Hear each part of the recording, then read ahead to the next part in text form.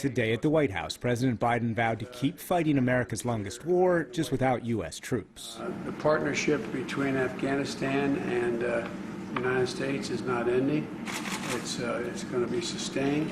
Flanked by Afghan President Ashraf Ghani and High Council for National Reconciliation Chairman Dr. Abdullah, President Biden promised to confront Afghanistan's third COVID wave by donating 3 million doses of Johnson & Johnson vaccine and badly needed oxygen. And he pledged support for Afghanistan's government, but with what an administration official called tough love. The Afghans are going to have to decide their future, what they want. President Ghani compared today in Afghanistan to the U.S. Civil War. The Afghan nation is an 1861 moment, like President Lincoln, rallying to the defense of the republic, determined that the republic is defended. But that's not going well. This week, Afghan soldiers in multiple districts surrendered to the Taliban, and Taliban fighters have threatened 2 provincial capitals. The Taliban also captured the Tajikistan border crossing and districts that could allow them to cut off the sole roads to Kabul. On Wednesday, the Taliban released a statement declaring, quote, manifest victory and triumph. We interviewed Taliban political spokesman Sohail Shaheen earlier this week. Do you believe you've achieved victory? We are ending the war, and the Afghans become as one nation. So I think that is victory for the nation. But if you see at the angle that we in the United States achieved the solution through talks in negotiation, that is, I think, a success for both sides. The Taliban say they still want a political settlement in talks in Doha, but the Afghan government accuses the Taliban of stalling to try and win on the battlefield. There are Taliban forces that got to the edge of 2 provincial capitals, Kunduz City and Maimana. Do the Taliban plan on taking those provincial capitals? Right now, we do not have any intention of running over those capitals and taking them. A military takeover is not our policy. Our policy is reaching a solution through talks and negotiation. But Afghan government negotiators whom I speak to accuse you of abandoning the talks and not taking them seriously.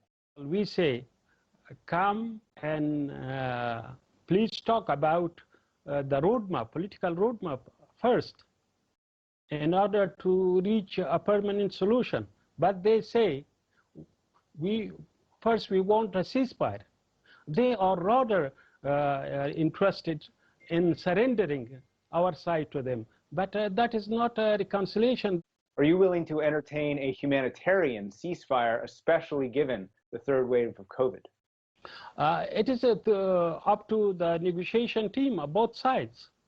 Are you ready and willing to share power? Any solution can reach by both sides. They will be acceptable to us. We want to enter a new phase of friendly relation with the USA in reconstruction of Afghanistan and their investment in the country.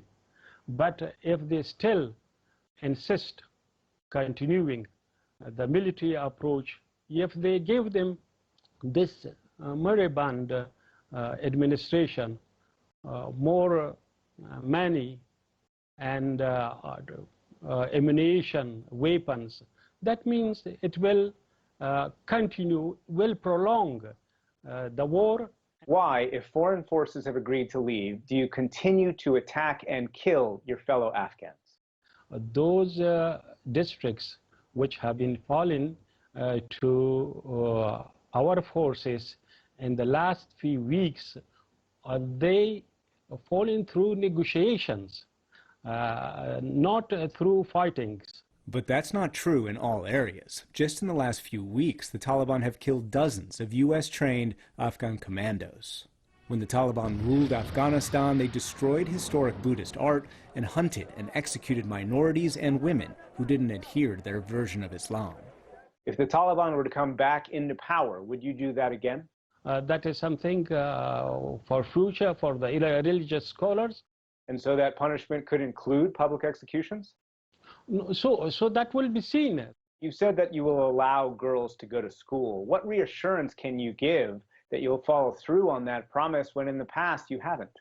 All schools, that also includes girls' schools, and all universities and offices, they should remain open.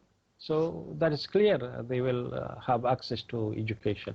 The administration is currently negotiating with Turkey for Turkish troops to secure the airport, initially with the assistance of U.S. soldiers. U.S. service members will also remain to guard the embassy. And the U.S. is completing plans on how to keep training Afghan soldiers and whether U.S. contractors will continue to help the Afghan Air Force. The Taliban reject the presence of all U.S. forces and contractors. If they remain or leave behind some forces, some residual forces, that means continuation of the occupation.